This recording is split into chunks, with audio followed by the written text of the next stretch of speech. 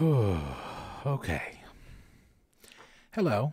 Good evening, everyone, or good morning or afternoon, depending on when you're listening to this. Welcome to the 86th episode of hopefully many episodes of Bard Advice, a D&D slash TTRPG slash nerd-centric podcast where I, Charles Chaz Yazik, the DM, the Bard, however you may know me, do my best to answer any questions that you might have in regard to that realm. Before we get started, you'll have to forgive. You might notice that I'm a little flushed. I'm a little sunburned because I've been working lately outside.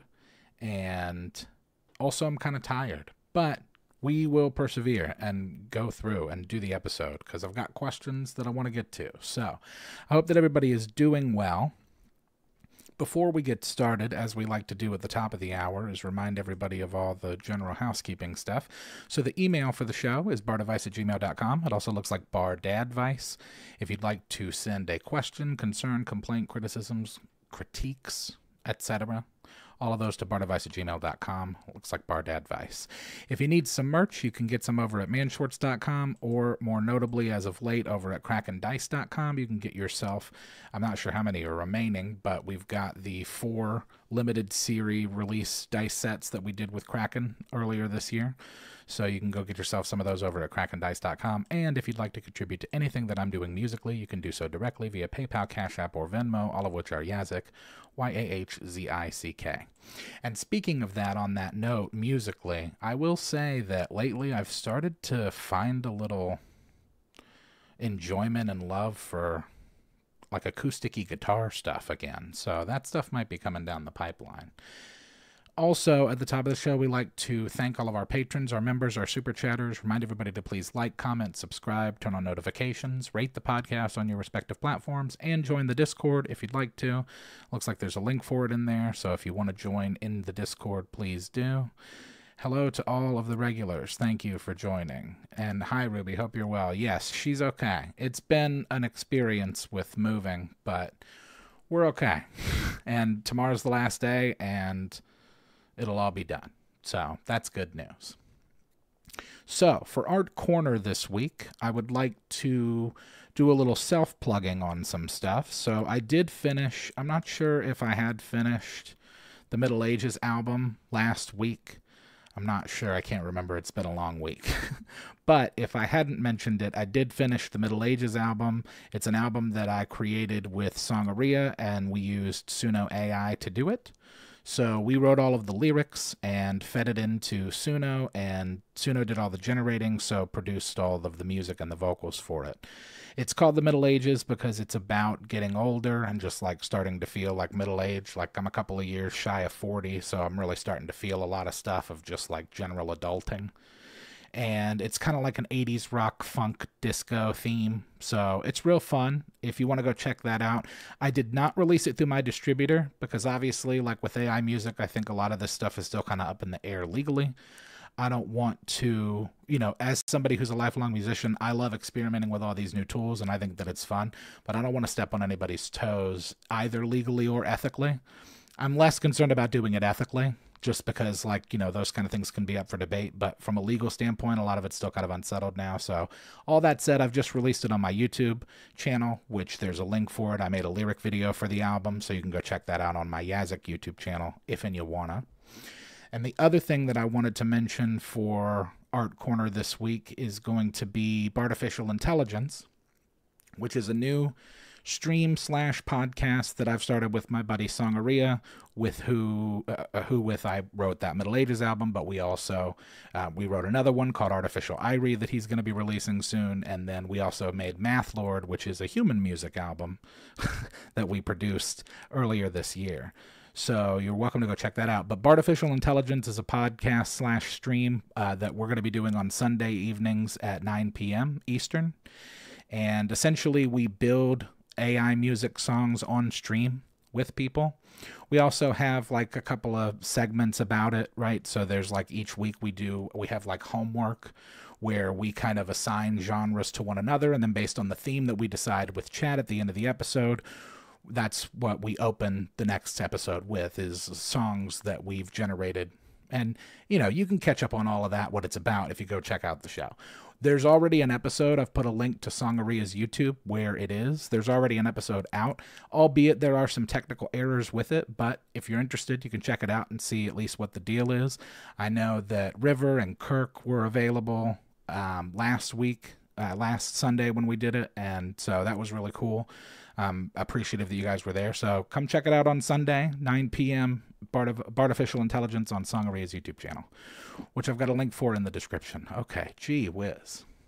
So let's get into some questions. Hey, Song, what's happening, pal? Sorry, I'm like, if I'm completely forthright and honest, like I'm just kind of trying to get through the pod because it's just been a really long day, and a long day at the end of a long week, and I've got stuff still to do tomorrow. So I've got 7 questions this evening, and we're going to get through them by starting now. So the first question is from Ben, and Ben asks, "Hi, Bard. I was wondering if you had any advice on how to have dungeons spilling out into the world with monster raids and chaotic corruption if they're not dealt with in a quick enough time frame.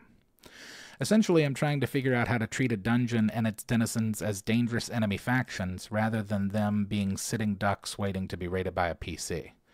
I would love to hear your thoughts." Thank you for the question, Ben. This sounds very Solo Leveling, which is a super cool anime that is very similar to this in its concept, where, you know, these gateways, effectively portals to dungeons, just kind of open up in the city, and they have to be dealt with pretty quickly, or the monster starts spilling out into the real world. So I think that's really cool. I like the idea of them just appearing almost like as portals that will eventually unleash their monsters onto the world if they aren't dealt with. That's what I just said. Particularly if the adventuring/dungeoneering rules of the world are set up that way. So it could be like the whole world, or it could just be a section of the world where those rules apply. And if that's the case, then dungeons could appear anywhere at any time, which is scary business. What you could do is you could always pre-build the dungeons and then allow your dice rolls to determine which one of them opens up. So you could have like a list of like 4 to 10 pre-made dungeons, each of which contain like factions. And, you know, you could generate some lore for that as to like maybe it's more than just them coming into the regular world to destroy it or conquer it, but perhaps they're all also infighting. That could add a cool element to it. But so you have a list of like 4 to 10 pre-made dungeons, at least with an idea of what's in each of them. And if you're going for factions, you could even assign different dungeons different rewards as far as like loot and XP. What do people in chat think? That's just kind of what I wrote up on it about the dungeons thing. Now, are you asking? I'm not sure if you're here or not, but I'm wondering if you're asking about it from like a mechanical standpoint or from like an RP standpoint about how to make that work. Because, I mean, effectively, as the DM, you can kind of do what you want to. You can make the rules. I think it's cool that a portal kind of opens up and kobolds driving dune-like boring worms expanding their subterranean domain. I mean, that's the thing. Like, do you chalk it up to all of these different... Well, maybe they're different in that way, too. Like, maybe occultists could be summoning the monsters. That's true. That could be. I was thinking about that, too. I was thinking, like, what if you just had, like, one evil sorcerer who was just spontaneously making these gates open between different planes? Have a basic timeline of how, when it gets worse, then after every session roll to see if it advances faster or is halted for a session. Depending on what your players do, it could be made worse. Oh, I really like that idea. That's a good point from River. Because, I mean, obviously, if you've got multiple ones, they're not going to be able to deal with them all the time, so that's going to be kind of tricky for you to keep track of. I suggest some sort of a spreadsheet. A high-level version of Gate that went out of control in since Mystra is dead, only her chosen can stop the growing overflow of the weave. Make the dungeon like an army who is entering from the cave and taking over the world, a la Tombstone movie. I like the idea of having some pre-made dungeons. You could have all kinds that way, from hack and slash to just puzzles to get to the boss. Yeah, I think that's a cool point too, because like that's how it works in Solo Leveling, right? Like there's different levels of gates. So there's like, and as such, there's different level of like adventurers that seal those gates, right? So like there are tiers of gates. There's like S tier, A tier, all the way down, I think, to E tier. And then effectively there are also adventurers that are of that level. So there's like S tier adventurers or like B tier adventurers. And they're kind of the ones that are responsible for closing those gates. The biggest thing about treating them as factions is that the faction needs an overarching motivation as a whole. What are the monsters trying to accomplish and why? Yeah, hey, maybe it's a thing where like an evil sorcerer trapped a bunch of different factions in like a planar prison almost. And so he opens them and like kind of gives them the opportunity to fight for their freedom through the gate. That could be a cool twist at the end, where it's like through the whole time the adventurers thought that they were like sealing gates to save humanity, but it turns out that they were just like cutting off these people's opportunities to get out of this planar prison. Going with inspiration from solo leveling. If your party clears a dungeon too fast, they turn it into a double dungeon. Oh, I like that. It's very gelatinous cube of you, River. Have a random religious sect build sacred arches, but when they get struck by lightning, they open for a day. Multiverse. There are universes where your world is open or when it's a dungeon realm. The boundaries had always been stable, but now they're shifting, so normal towns suddenly go dark or evil. Now he's dumping the prisoners into shadows of Waterdeep. It's very much like solo leveling and what the fragment of Most Brilliant Light did to the rulers and the monarchs. I haven't actually finished solo leveling, and I know that they're not up to date. They're not as far on as the manga with the show, right? Like I think they're only like one season of solo leveling so far. False Hydra the dungeon. Yeah, I think that there's all kinds of cool things that you can do with it, and that's I think part of maybe the challenge is that it's a bit of a paralysis of choice, because if you're creating a world where you're just opening portals and anything could be in there, that's pretty wide open for what it could be. As far as like the motivation behind it, I do kind of like the idea of like maybe one person or maybe like a group. Somebody mentioned a group of like occultists who have maybe come together and like, who knows, you could make it a weird thing where they're like these super high power spellcasters who over the years have just like, you know, kidnapped these monsters or these factions of people and sealed them away in these planar prisons, and then now they're playing a game where it's like we're gonna see whose faction, you know, like they're playing their own like version of Warhammer, but it's in the reality of the PC's world. Why not do an adventure when the adventure... Why go out and do an adventure when the adventure can come to you? Yeah, most definitely. False Hydra the dungeon. Oh, like Goblin... Yes. Very much like Goblin Slayer. Goblin Slayer is an awesome anime. Wasn't a big fan of the movie, but what are you going to do?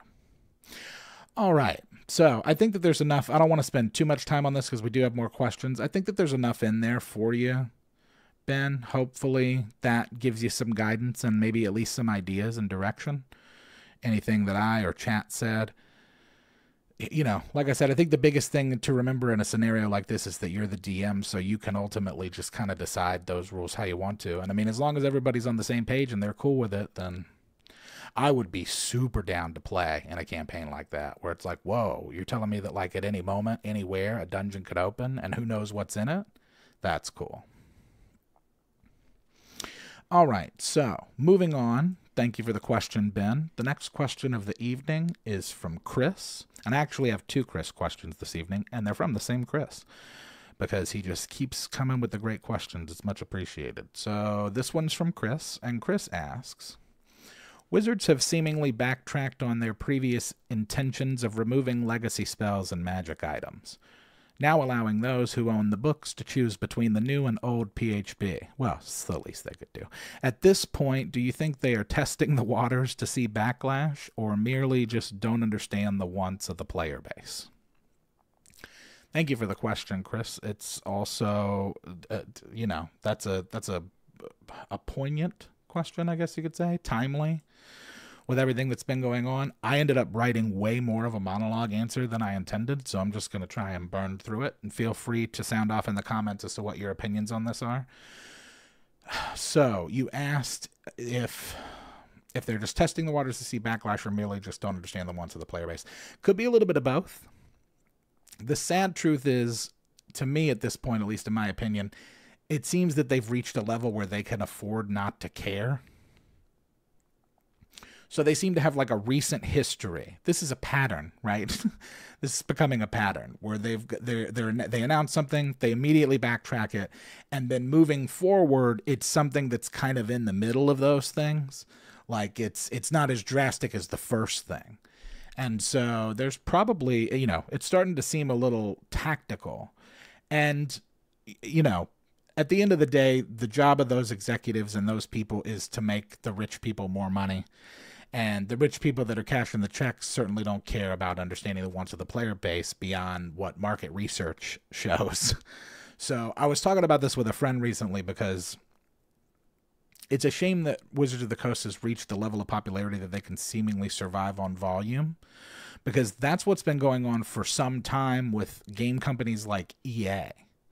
So the new NCAA football game notwithstanding, because I've heard wonderful things about that game, but, at least for me as a basketball fan, every 9 or 10 months they throw out another 2K basketball game. I saw a TikTok earlier tonight that was showing a promo for the new go-kart track that they're going to have in 2K25. And, like, you can race with your friends and stuff. And it's like, just make the basketball better, please. I don't need a go-kart track. I just want better basketball. Just do better scans. Write a better My Career, please. But they can get away with that. They can afford to do that because they know that X amount of people are going to just buy it every year. So it's not as big of a concern for them. And I think Wizards is getting to that place. And D&D did not used to be that way. Most assuredly, when it first came out, like through the 70s and 80s, but even through the 90s and early 2000s, they kind of had to cater to their consumers because the volume wasn't all that huge or overwhelming. I mean, sure, they had like the lion's share of like the TTRPG space, but it's like in comparison to stuff like sports or video games, they didn't have the volume to just act however they wanted. And I fear that they've reached that volume, or rather reach that level where they have that volume. And things like the OGL provided benchmarks for that, right? Like when that happened, it was just like they can now look at the data and see like, okay, well, when we did this many people left, but more notably, how many people stayed? And did the people that stayed really care about the OGL? Did they even know about it? Are they even interested in it? And so, will they stay if we do this? So I think that the answer is kind of both. I think that they're definitely out of touch with like what the players, what most players really want from the game. And it's just kind of very much, lots of companies do this. It's just Wizards has never really been big enough to do it until now. I always think of like the Blizzard. There was like a convention where Blizzard, the company that makes World of Warcraft, was doing like a Q&A. And some guy got up and asked like if they were ever going to remake and re-release like old versions of WoW as they were. And the guy from Blizzard was literally like, you don't want that. And it's just like, okay. I mean, I think that if you can afford to do it, you'll do it. It's just like anything else. All right, I've been rambling, so let me catch up on chat and see what they're saying. Testing the waters. Was playing some the other day and Rogue did a perception check. DM said, hear you breathing, so she tried to pick the lock and be sneaky behind the door. The mimic promptly bit her hands. I never understood why they're trying to force people to use the newer books if 3.5 is the best. It's a good point there. I mean, I feel like they could just expound upon that. That's what Pathfinder did, and they've done very well. Paizo's done very well for themselves, just like improving upon an iteration that was really, really good, instead of just trying to make it its own thing. A lot of it's ego, too, right? Like, new people come in, I imagine, and they're like, oh, I'm taking the D&D reins. I'm going to make this good, make a cool game. I think a lot of companies are finally being held accountable for doing shady business, so they're testing to see what they can get away with. WotC's incredibly out of touch. They're testing waters because of the OGL backlash. Never attribute to evil what can be more easily explained by pure greed. Yeah, but aren't those kind of the same picture, though? Aren't those kind of the same thing? Write an open world My Career. Dude, don't even get me started, Pirate. I want, like, there's so much potential in those My Careers. And I know that the short answer is that most people don't play it. Most people play 2K to play it competitively or play it with friends. I am unique, I understand that I am unique in that sense, that I buy 2Ks to do the My Careers. But there's just so much potential in those. They could do so much better, and they just don't care. Is an insatiable greed without care for the consequences, no matter how horrible evil? Yeah, for sure. Whale's gonna whale, and then we wonder why the video game industry is such a bad place. Make an open world 2K everything. Yeah, dude, 100%. All of it. Like, why wouldn't you be able to... See, that's the kind of stuff that could bring nerds... That could close the gap of sports and nerds right there. If you just made, like, those RPGs... They don't care, call for the demise of something horrific, and then pull back what they really want. Like a political party or a big corporation. Yeah, it's all kind of the same stuff. Bought your Man Shorts Part Deuce died work today, rolled some initiatives, and most of the time it was below 8. Oh, no. Well, I'm sorry to hear that, Mike. It's not good to hear that it wasn't rolling well. But thank you for getting the dice. I hope that you enjoy them otherwise. Those aren't mutually exclusive. They don't know their audience, so they just want to see what they can get away with because it's about making money, not actually knowing the community. Yeah, and I feel like a lot of it is going to get even worse because as we get more and more digital, like I've been seeing this thing about how you can integrate your Baldur's Gate 3 characters into the virtual tabletops now. And it's just like, that's going to be even cheaper for them, right? Because like everything's done with like cloud storage these days. So it's like a lot of these companies don't even have like on-site servers where it's just a matter of like, it's going to be so much cheaper for them to get people, newer people every day interested in their game. And that's the thing about like a thing like 2K. Like 2K's been running since 2000, running since 99, right? 98, 99. They've been running those games every year. And so now they're so established and they have such a foothold in that space that it's just like, if you're a basketball fan and you like playing video games and you like playing video game basketball, you're going to buy 2K. And it's just unfortunate because it's just gotten so watered down each iteration. And it's, you know, it seems that that's going to happen. That's kind of happening with D&D. What we need is mass open play Forgotten Realms platform with live shops and missions where people can play D&D. Oh yeah, dude, like a Second Life for D&D? That would be dope. Fantasy football is just D&D for jocks. It's just considered more socially acceptable. I 100% agree. And one of these days I will get on to making my video for why sports fans and nerds should be sports fans and nerds. Why sports fans should be nerds and vice versa, because they're the same thing. But it's more to the nerd community as to like, hey, this is why you guys should like sports, because it's just like D&D. Okay, so I think enough on that one. Yeah, like I said, I think it's a little of both. It's just like good old-fashioned like corporate greed, and then also like a little bit of like, what could we do that would make them all cancel their subscriptions? Because that's relevant data, I think. Once they know that, they can move forward. You know, it's like when some administrator in high school told me that if I missed like 4 more days, I wouldn't be able to walk, so I missed 3. It's like, you're just letting me know what I can get away with at this point. And so, yeah, I definitely think there's a bit of that going on. All right, moving on. Thank you for that question, Chris. Got another one from you later. This next question is from Kirk. This one's real fun. Had fun with this one. I will admit, I did kind of rush to get everything ready together for tonight's episode. I was like 5 minutes before we started. I was ready, so... But I'm glad I did, because this one's fun. All right, thank you, Chris. Here's one from Kirk. Kirk asks, for each character class, what kind of car would they drive? Thank you for the question, Kirk. I had fun putting together this list. Feel free to voice your opinions in the chat. I'm just going to run through my list. So, barbarians in a lifted Jeep Wrangler with big KC lights on the front. Totally party town. Off-road. Also easy to jump out of into battle. It's important. Tough, rugged, off-road. Jeep Wrangler for the barbarian. The bard's going to drive something cutesy like a Volkswagen a Volkswagen Beetle or a Mini Cooper. And then I was thinking maybe even a PT Cruiser, but do they even manufacture those anymore? I don't think so. Something practical and dependable. And like, you know, cute. Oh, no, not practical and dependable. Cutesy. Practical and dependable is the cleric who drives a Toyota, either a Camry or a Corolla. Something practical, dependable. Druid is very resistant to cars, but settles on like a Subaru hybrid of some sort.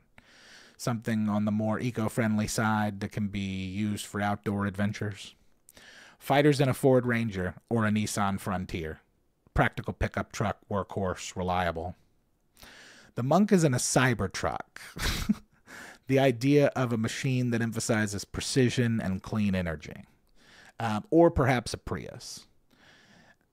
Paladin's in a big SUV. I'm talking like a Lincoln Navigator or like a Cadillac Escalade or like a Yukon.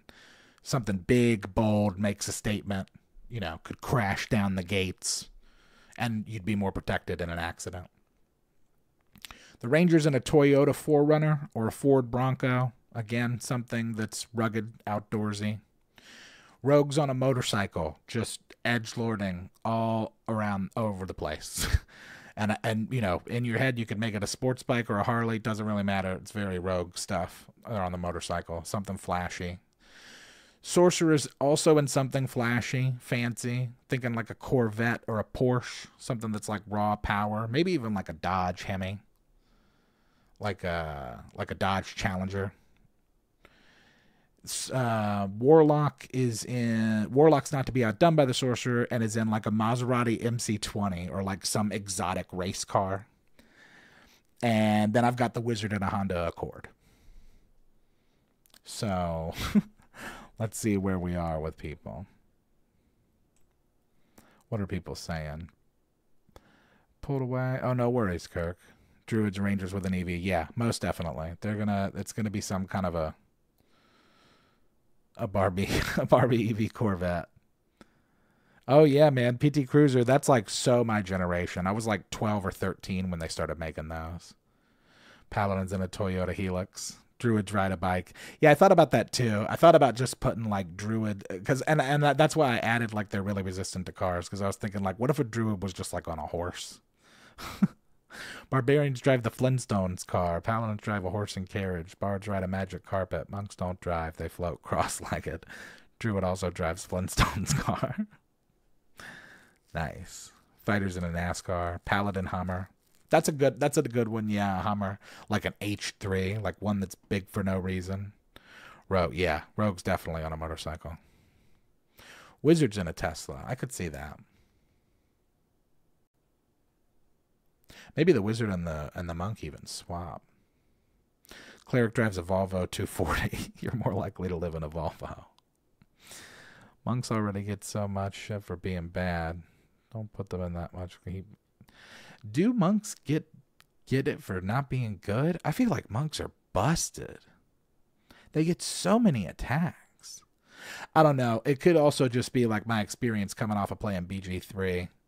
With Justin running as a monk, but ye boy howdy, he was getting to the point towards the end there where he was doing like 100+ damage a round, like no problem. Warlock would drive a hearse. Barbarian Jeep, yeah, for sure on the Barbarian Jeep. Wizard in the DeLorean, yeah, perhaps, assuming that it travels time, right? I think it would have to be. They would have to, yeah, DeLorean. Sorcerer, DeLorean, Wizard, Tesla, Monk, Bicycle.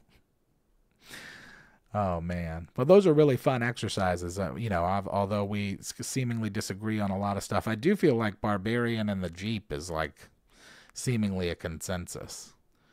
That makes total sense to me. When I read the question, I immediately thought Barbarian's in a Jeep. Rogue drives whatever's around. A monk would ride the bus. Yeah. For sure. Or like rent one of those like bird scooters. Monster truck. Barbarian. Yeah.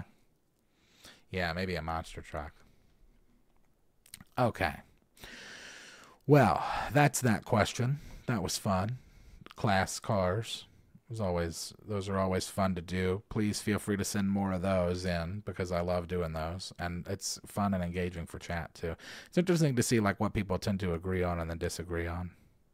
Monks in an Italian sports car, fast, high performance, brakes going over speed bump. Rogue drives whatever. Yeah, that seems to be a theme too. Rogue just driving whatever they can get their hands on. Yeah, Like very GTA of the Rogue, where it's like, oh, I don't even have a car. If I want one, I just grab one. Okay, so we have got. Oh no! Now immediately I'm realizing that I forgot again this week your question, Pirate. Gee whiz! I'm very sorry. I'll make sure that it's the first question next week, and we'll talk all about it. Dang, I was supposed to do that. I knew something was missing somewhere. So. Okay, so the next question this evening is from River. Thanks for the question, Kirk. That was fun. River asks, what's your favorite animal companion? Thank you for the question, River. I hadn't thought about this. Never been asked that, I don't think. So it depends on what I'm running, right? And I guess also addition, because is it still the case? From my understanding, it's only rangers and druids that get companions. And do they even anymore? Is that a thing that's available in 5e or a falcon? Oh, so yeah, it depends on what I'm running. So I'm thinking of it in 3-5 terms. If it's a ranger, I like to have an animal companion. If it's a ranger and I have an animal companion, I like to go with like an eagle or a hawk. A lot of times because it's a perfect scout. It's, obviously it depends on like the campaign and stuff, but like birds are way cool. And if you're the ranger and you're kind of already in that spot of like scouting, it's a really cool addition. Usually if I'm druid, I'll go with wolves. I'll go with a wolf that can act as either a tank or a second tank. But, it's nice because it gives you a little bit of variety with how you want to approach the scenario, because I feel like now druids just turn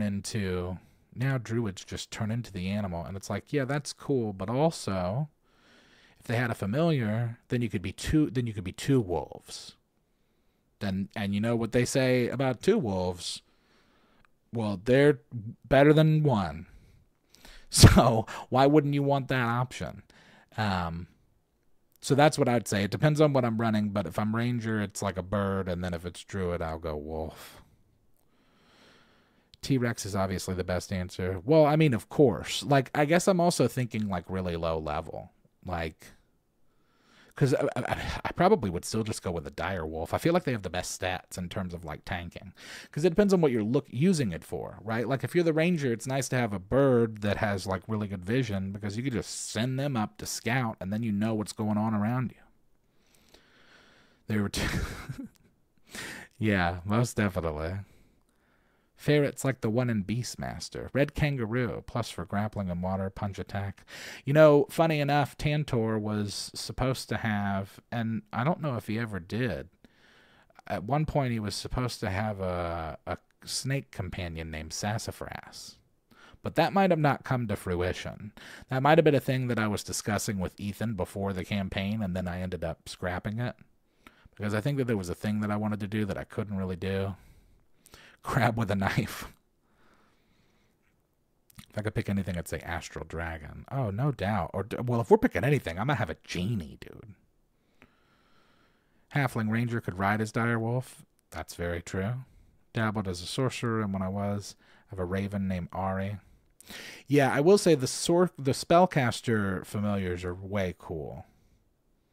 But I guess that there is a difference between the companion and the familiar, both mechanically and like what they are. Because like aren't familiars usually like ferrets or rats or ravens? Cavalier feet.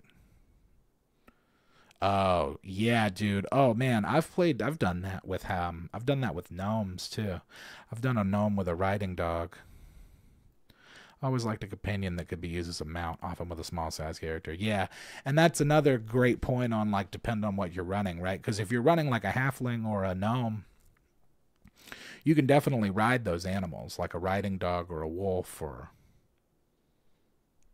bats are great companions in a dungeon crawl. Yeah, that's true. That's another great scouting friend in a dungeon for sure. Halfling werewolf ranger riding a direwolf dives off, transforming in midair. Heck yeah. See, there you go. then it's like, oh man, there's a halfling on a wolf running at me, and then it's like, oh no, it's two wolves. Gnome wizard with a fox companion. Gnome's name is David. David the gnome. Was that the name of the show?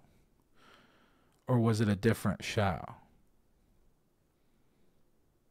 Was it like a part of another show? Or was it its own show? Now I'm thinking of Eureka's Castle. I'm all over the shop tonight. My current 6'2" half-orc druid has a weasel for a companion. Oh, hold on. I can't see what his name is. Somebody else is going to have to comment. Oh, his name's Tell, and he rides on my shoulder most of the time. That's cool. Just get the notification. Oh, no worries, Bean. We're still hanging out. We're talking about animal companions. David the Gnome was the show. Wow. Didn't he die? Didn't that show have like a horribly sad ending? Lucius of Tarrasque definitely named something like Flopsy. My Mohawk rides through forests on his frost saber. I think it'd be way cool to build like a Princess Mononoke character out. Speaking of like having a dire wolf that you ride. Snakes? No way. Pathfinder 1E saber-toothed tiger is just a walking blender. I imagine so. I suspect they have a pretty vicious bite and claw attack. Wow, that is so sad. What the heck's going on, David the Gnome? What are you doing to us? An octopus animal companion. Yeah, dude. Like, if I was on, like, a pirate campaign, like something out to sea, way cool to have, like, a dolphin or a shark or an octopus as a companion. A boa named Fluffy. Oh, man. Snakes scare me so much. IRL. I do not do well with snakes. Spiders don't really bother me all that much, honestly. I know a lot of people that are, like, way freaked out about spiders. Spiders freak me out way less than snakes. A swarm of rats. I don't know if I hear a show was a horrible ending. I don't watch the final episode. That way in my mind the show is still going on. Oh, man. I want to do a character that thinks he's got a pig as an animal companion, but it's really just a normal pig, and he's crazy. I like that idea. That sounds like a peppercorn, Kirk. That person might fit right into the peppercorn family. Actually, I have a question that kind of leads into that later as well. But, yeah, those are my animal companions. Birds and wolves. And, you know, probably something fun and quirky. Like, it really does depend on what it is. But I feel like I'd have something goofy. Like, if we were on, like, a pirate campaign, I'd have, like a mako shark or something. Snakes are awesome. You visit Betasat for a Burmese python. Such a great animal. Yeah, I don't know what it is. I don't do well around them. But I mean, hey, I also don't do well around horses. So it's definitely me. It's not the animal. It's just that there's stuff that I don't know. I don't have the right energy around, I guess. So freaks me out because it could end up real bad. Animal companions read A Night in the Lonesome October. Oh, I wonder if we could do that this year. What is it, like a short story every night? I guess we couldn't really. But we could do one like every episode of October. That could be fun. Depends on how long they'd take to read. I don't know. Maybe Ron and Ruby could... Maybe Ron, you could put together like a list of like your top 4 or something. How many Fridays we got in October? What does the calendar say? 1, 2, 3. We only got 4. But we could do 4. That would be fun. Mustang got given a figurine of a skeleton in the top hat playing the fiddle for my birthday. I made the comment it's a little skeleton guy sitting on Mustang shell that plays along with Mustang. That's so cool. Stepped on a garden snake on her bare feet. No way, dude. I can't do it. Freaks me right out of town. All right, let's keep moving because we got more questions. Thank you for that one, River. That was fun. The next question is from Chris. Told you we'd have another quiz question.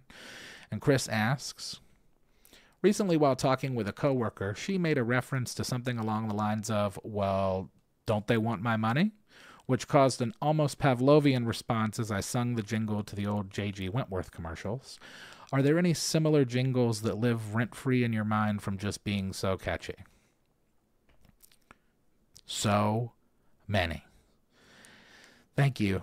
Chris, for the question. And, you know, I'm not somebody that gets super tied up into the astrology stuff, but I am a Gemini, and I've seen it written several times before that Geminis are like totally ripe for this kind of stuff, is like the little jingles. I've heard them all. I know them all. I remember them all. Farmers is a big one. We are farmers. Dum da dum dum dum dum dum. And then J.C. Penney comes to mind because when I was a kid, I remember hearing the different versions of it, because there was one that was just like J.C. Penney doing it right, and then there was another one that was like J.C. Penney doing it right. All of that stuff sticks in my head forever. It's crazy. It's ridiculous. It takes up way too much space. Chili's baby back ribs. Yes, I see that in chat. I have that on my list. O'Reilly Auto Parts. O'Reilly. Oh, the Mercury song. I'm going to buy me a Mercury and cruise it up and down the road. And then a recent one that I thought of that I noted was the Whopper one, which is terrible. Right, the Burger King commercial that's just like Whopper, Whopper, Whopper, Whopper, but it's great marketing because it's like you're not gonna forget that, and people are definitely gonna be talking about it at the office. So, and then it's gonna be like, oh yeah, we get a Burger King for lunch. Toyota hot, hot, hot. Mikey likes it. I don't want to grow up. I'm a Toys R Us kid. That don't make me cry. Oh no, like to give the world a Coke. No one is gonna remember this. What do you mean?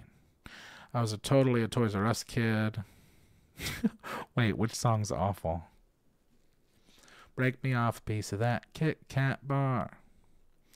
Yeah, River, but you're also you're not one of the mainstream, you know. They're not probably looking for you anyway. It's just like overall, I think it's just for people to, you know, even if it's bad, that's good marketing. Get on a Pontiac and ride Pontiac. Right? We have excitement, but we built excitement Pontiac. I don't know about that one. My baloney has a first name. Tons of TV theme songs. Oh, dude, yeah, and I know all the theme songs too. It's a rare condition this day and age to read any good news on the newspaper page. That's Family Matters, right? And then what was Full House?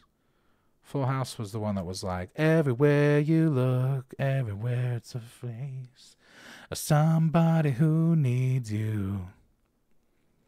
Tootsie Pop. What would you do for a Klondike bar? What would you do for a Klondike bar? There's a couple of versions of that too, right? There's a few variations of it. McDonald's, all the McDonald's marketing over the years, ba-da-ba-ba-ba, that kind of stuff's iconic. That stuff really does like sit in your head, and like even if it's not in a good way, they don't care. They just want you to remember it step by step. Yeah, oh yeah. Pink Moon commercial for Volkswagen. Most recent commercial that drives me insane is the Mattress Firm commercials. Aren't mattress stores all like drug fronts or something? Aren't they just like money laundering organizations? If I'm angry about the song, why would I want to buy your product? I'd avoid it out of spite. Yeah, see, I think that this is the wrong audience to say that to, because the people at Bart Advice, we here at Bart Advice, we're a little more savvy than most. We're a little smarter than most. We are not the mainstream. We are not the volume, right? Like we were talking about earlier, where it's like, well, there's enough people. Because, you know, trust me, the data's there. And I would argue that people that are like, oh, that's going to make me never want to buy it, those people are the anomalous. Those are the exceptions, not the rule. I think that the rule is that the people are like, you know, I just can't figure it out, but for some reason, I'm craving a Whopper. I'm going to get a Whopper for lunch today. That's most people. So it works for them. The Real Men of Genius. Oh, yeah, those were solid commercials. Real Men of Genius. I never really liked Bud Light. I guess I drank Bud when I was drinking beer. Okay. I've got more questions, so I want to get through them because I could sit here and do this all night and just go through like all the jingles, but I definitely remember a lot of them. So, all right, we've got 2 more questions and we'll do a little chat. I don't want to stay on too late again this week just because it's been a long week, but I think next week I'll have a little bit more, I'll have a little rejuvenation and be able to have some fun. So Thanks for the question, Chris. That was fun. That was a fun little trip down memory commercial jingle lane. This next question is from Trevor. And Trevor asks, hey, Yaz, hypothetical. I'm DMing a campaign, classic trope style of a ragtag adventures who will inevitably save the world. The PCs will all meet at the tavern. What are you rolling up, and are you point buying or rolling for stats? Also, what kind of snacks are you bringing? Any addition? Assume the other PCs will complement your choice. Basically, what kind of character are you feeling right now? Thanks for the question, Trevor. So it has been a real long while since I've played. Getting a bit of a hankering, but I also have no time, so it's probably going to be a little while before I can. Maybe after I finish school, I can do a little campaign as a celebration. Typically, the character that I choose is based pretty heavily on what else is going on in the party. And I know you mentioned that other PCs will complement my choice. I love to run fighters, but in a perfect world, I really love running support. So I'd probably be like a bard or a ranger. See, a lot of times in the past where I've run fighters, because I know I've said I've run a lot of fighters, I've probably run more fighters than any other class. But part of that is because a lot of the campaigns I've run have been 4 or 5 member parties. And so, at least, especially in 3.5, but just kind of in general, I usually like to have between 5 and 7 party members to be a bard, because then I can kind of focus on RP and just focus on background stuff. I prefer point buy for stats. Snacks are probably going to be Uncrustables, crackers, maybe some kind of gummy bear or worm. If I can pick the edition, it's 3.5, and assuming the other PCs would complement my choice, I might give a shot at making a 3.5 version of Studebaker Peppercorn or Tantor. I really like the idea of both of those characters. Maybe even a 3.5 version of Verena. I bet that would be absolutely cracked. I think that would be crazy. I'd probably go Studebaker Peppercorn, or maybe someone else from the Peppercorn family, like another bard, an ancestor perhaps. I've been feeling bardy lately, just in general.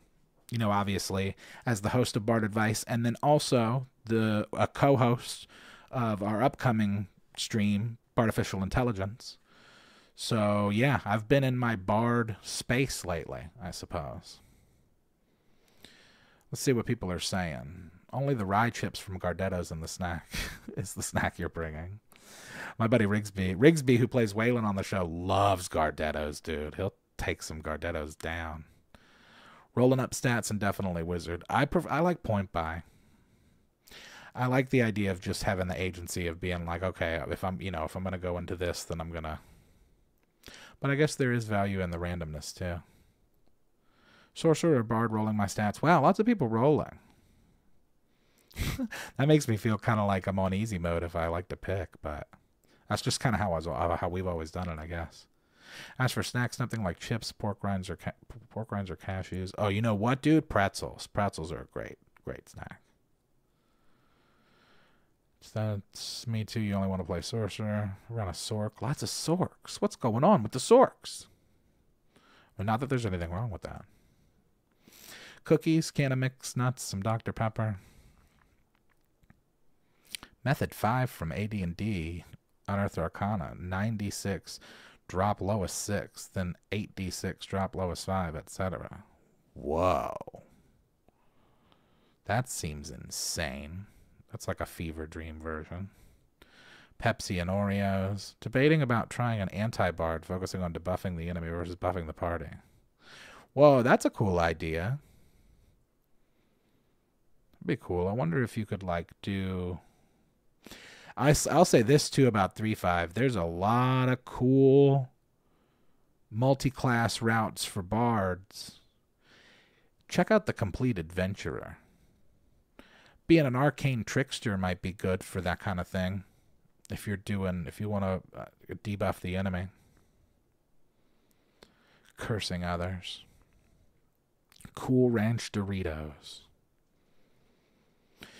Oh, yeah, and football's coming up, too. Yeah, I have a question about that. Starburst and Swedish Fish.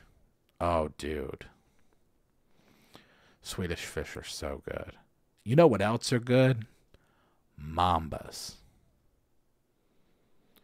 And they've been redesigned in the last like couple of years, and they're still like, they're okay, but they're different. And you know what else is different? Butterfingers. Since Ferrero Rocher bought Butterfinger, they messed them all up. They're not the same. And I'm sure that like whatever made them good when I was a kid is like probably illegal to have in food now or something, but it's just unfortunate. They're not the same. There's going to be a whole generation of people who only know that Butterfingers are terrible. And it's like, no way, dude. Butterfingers, there's another one. Better not lay a finger. Nobody better lay a finger on my Butterfinger. Those Simpsons commercials, right? And remember the Butterfinger BBs? Oh, dude, Butterfinger. What happened, Butterfinger? Come on. There's also a whole generation that of people that are never going to know that Apple Jacks used to just be orange. Because they've been orange and green for so long now. And it's like, well, when I was a kid, see, this is why you need to go listen to the Middle Ages. When I was a kid, Apple Jacks were only orange. Nestle was sold to a different company. Yeah. Yeah, for the company that makes Ferrero Rocher bought them. And they must have changed the recipe. Because I know that there was a way the Butterfingers were, and then they got bought, and then now they're not good. Yes, Apple Jacks are now orange and green. They used to just be orange, but they are now orange and green. It's very much a package deal. I can't believe it's not Butterfinger. Store I work at consistently sells out of Mambas and Now and Later candy. Yeah, Mambas are real good. Now and Later's is just like, you might as well just rip your teeth out of your head. But Mambas have a little bit more give. When I was a kid, Apple Jacks were just cornflakes and we liked them. Yeah, man. I was like growing up in that generation where all the crazy different... Well, I mean, I guess that's been a while with cereal, but... Okay, wow, that's the answer to that question. We got way off track talking about, like, I guess the snacks. The snacks will do that. Plus, it's been a long day for me, so I'm a little woozy. So, yeah, feeling Barty lately. That's my answer on that. So the last question that we have for the evening that will kind of go into the chat is from John. And John asks, with the NFL season upon us, what are your thoughts and hopes for the Jaguars? Thank you for the question, John. I am not going to try and get overly optimistic. I am not prepared to predict that we'll win our division. I am, I think, rightfully intimidated by C.J. Stroud and what they're doing over at the Houston Texans. They're very scary. We have yet to really see what the deal is with Anthony Richardson, I think, because of his injury last year. I'm not sure if he'll be starting. I really haven't paid too much attention to the rest of the division. I will say that I'm not ruling out the fact that we could win our division, obviously, but I think that last year was the year to win it. And obviously, like, due to injury with Trevor and some, just some bad things just kind of went not our way towards the second half of the season last year. And I guess that's to say that, like, last year would have been an easier division win than this year. And so unless Trevor is able to stay healthy and really play well, which, maybe he will be. But Houston's definitely a problem. And we also have a pretty tough schedule this season, particularly in the beginning of the year. We open against Miami. And then I think like within the first 5 or 6 weeks, we play like the Bills and the Chiefs. And we have some work ahead of us. So, hey, maybe that'll work well for us where, we get a couple of losses out early and then we get into the swing of things and then we've got an easier schedule toward the end. But I don't know. I'm a bit concerned, if I'm honest. I don't, I expect that we'll be in playoff contention. We'll be in a place where we can get into the playoffs. I hope that I'm wrong and we just dominate our division and just run into the playoffs, easy peasy. But, it's a love-hate relationship with the Jaguars over the last 20 years, so. Oh, man. Okay, now we're talking about cereal, totally. Waffle Crisp and Peanut Butter Crunch. Oh, Reese's Peanut Butter Cups? What is that? What's Peanut Butter Crunch? What was the Reese's cereal called? Reese's Puffs. Reese's Puffs. Reese's Puffs. That was a commercial when I was a kid. Also, didn't they like have a law changed about how loud commercials can be because of our generation? I say our generation as millennials. Like, the TV used to yell at us, dude. And I guess that, like, to an extent it still does, but not like it used to. Waffle Crunch. George Carlin had a good story about a bowl of Rice Krispies. He did indeed. Oh, man. I miss George so much. I'd love to hear his commentary on the current state of affairs. AFC is tough for a wild card. Indeed. Yeah, because, you know, I think that a lot of people have kind of like ruled out the Titans. I don't rule them out completely, and I also don't rule out the Colts because I think that there's just a lot of question marks there. But Houston scares me. I think we might split games with them this year, or we might lose both. And if we lose both, we probably won't win the division. Anyone else think the South Carolina mascot looks like the Cocoa Puff guy? South Carolina, the Gamecocks? Falcons just traded a quarterback. Really? Mascots are a bit scary. Sometimes. Oh, man, the first iteration of the New Orleans Pelicans mascot was terrifying. And then they made it even more terrifying when they turned it into the King Baby Cake mascot. And then they finally changed it back to like a semi-normal Pelican mascot. Do you remember Max Headroom? Commercials are loud so you can hear them while you go to the washroom. Oh, interesting. Well, geez, when you're like 8 years old and you're just watching Saturday cartoons, you're just like sitting right in front of the TV and they're just screaming at you. The Signs guy in sports. Oh, yeah, there's that Jim Harbaugh documentary that I haven't watched yet. Oh, man. I bet that's wild. Jim Harbaugh is an interesting guy. He's quite a character. Tyler Heineke was traded. To where? To the Chargers. That's interesting. What is going on with the Falcons and quarterbacks? Truly. Didn't they give Kirk Cousins all that money and then like promptly pick Michael Penix? Pretty much have to lose 2 to a single division team. You can't win the division. Yeah. We're watching the Max Headroom. You have to win every other game. Yeah, I don't have enough faith in this. I hope I'm wrong. I really do. I really hope that they just like blow my socks off or whatever they say. Yeah, Kirk's starting. That's not too surprising. Whole wheat shreddies. Whole wheat bread. Well, that's a band from Jacksonville, dude. Everyone thinks they're going to win the NFC South. Who? The Bucks? Or the the Falcons. That's crazy. I wouldn't pick the Falcons to win. Aren't the Bucks in the NFC South? I'd pick the Bucks. San Diego Chicken is from London. Boy had his first game of the season yesterday. They won 36-0. Nice. Very cool. That's always good. Celebrate with a win. Every analyst says the Falcons are going to win because they have Cousins. I don't know, man. But they need other personnel, right? They can't just do it with him. Like, don't the Bucks still have, what's his name, the receiver? You know his name. I mean, I think if they have him and Baker, I think they'll be fine. There's not much else going on in that division. The Panthers, the Saints. I don't know. They do have Bijan and Drake London. I don't know. I kind of feel like Drake London might be a little mid.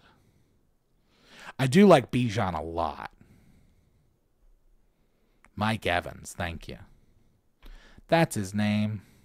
And Godwin, yeah. Yeah, Bijan I like. Bijan I think is a real talent. But I don't know.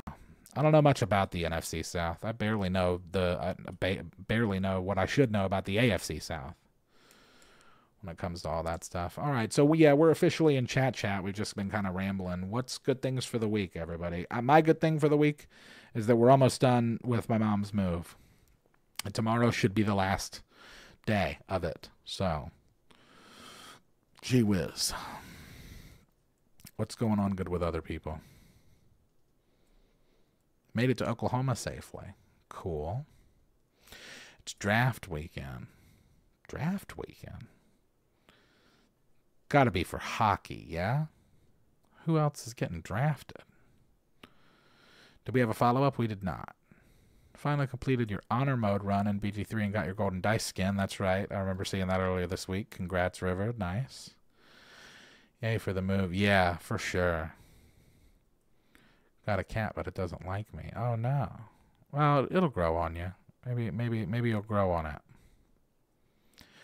Grandbaby number 2 is turning 1 Saturday. Wow. Yeah, she will be closer to me, technically. Spatially. So that'll be nicer, I suppose. I predict the winner will be the team with at least one vowel in its name. Fantasy football. Oh, duh, of course. Yes, that's fun. Got back into Civ 6 and want to play through just in time for the pod tonight. Nice. Finished a D&D campaign. Haven't told the players yet they're playing characters from 2 years ago this week. Oh, that's interesting.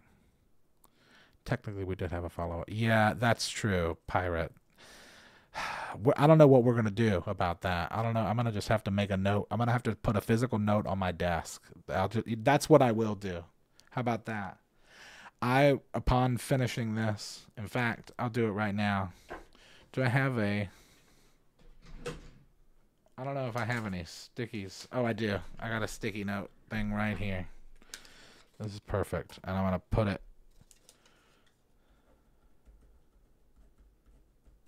All right. See, I circled. This is just like a list of stuff, but I circled Pirate on here. So I'm going to put this right up here on my PC so that I can't not see it. Actually, I can't very effectively have it there, but I can effectively have it on my second monitor so that I will see it. And the next time that I go to get ready to make questions for the week, I'll be able to see it and make yours first, and we'll handle it right away. Ron fixed the one. The other things. Fix one of the things on the Oh, nice.